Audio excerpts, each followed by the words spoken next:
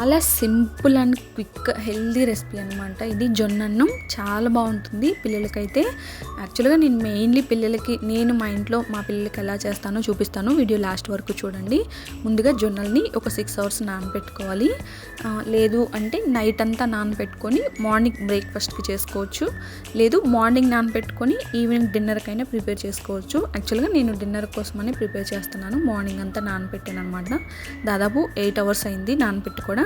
So ఇప్పుడు వీటిని శుభ్రంగా కడిగి కుక్కర్లోకి యాడ్ చేసుకుంటున్నాను. 1 కప్పు జొన్నలకి ఇక్కడ 2 కప్పులు వాటర్ యాడ్ చేసుకోవాలన్నమాట. పిల్లలకైతే నేను ఇంకొక హాఫ్ గ్లాసే పోస్తాను నేను.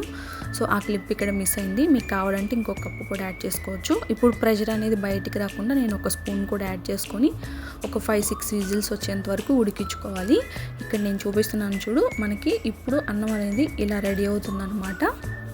ఇప్పుడు దీన్ని గరిటెతోనే మనకి పెద్దవాళ్ళకైతే ఇలా స్మాష్ చేసుకొని తినేయొచ్చు, ఏదో కర్రీ యాడ్ చేసుకొని. కానీ పిల్లలు అలా తినలేరు కదా.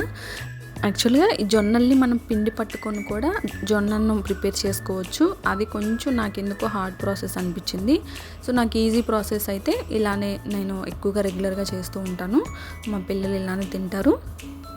ఎవరైనా పిల్లలు ఉన్న వాళ్ళు అయితే ఖచ్చితంగా ట్రై చేయండి, చాలా బాగుంటుంది. ఇలాంటి ఫుడ్ బేసికల్గా ఇష్టపడిన పిల్లలు చాలామంది ఉంటారు నాకు తెలిసి. సో ఒకసారి ఇలా ట్రై చేసి పెట్టండి, చాలా బాగుంటుంది. ఇది యాక్చువల్గా మా నాన్న చెప్పాడు నాకు ఈ రెసిపీ. అప్పట్లో నాకు తెలియదు కాబట్టి నేను అంతగా తినేదాన్ని కాదు, అవాయిడ్ చేసేదాన్ని పూర్తిగా.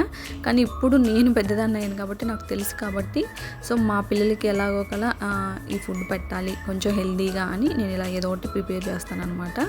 ఇలా ఇప్పుడు జొన్నన్నాన్ని మిక్సీలోకి యాడ్ చేసుకొని కొంచెం వాటర్, ఉప్పు కూడా వేసుకొని ఇక్కడ నేను చూపిస్తున్నాను కదా ఇలా మిక్సీ వేసి, బెస్ట్ కాంబినేషన్ అయితే చికెన్ కర్రీ యాడ్ చేసి పెట్టండి, పిల్లలు ఇంకా బాగా తింటారు. నేనైతే పెసరపప్పు చేసుకున్నాను ఆ రోజు. పెసరపప్పు వేసుకొని అయినా తినొచ్చు, లేదా మజ్జిగన్నంలో వేసుకొని అయినా తినొచ్చు. చాలా కమ్మగా చల్లగా ఉంటుంది కడుపులో కూడా. నచ్చితే ఖచ్చితంగా ట్రై చేయండి. ఇలాంటి మరెన్నో హెల్దీ రెసిపీస్ కోసం please like, share, subscribe. Thanks for watching.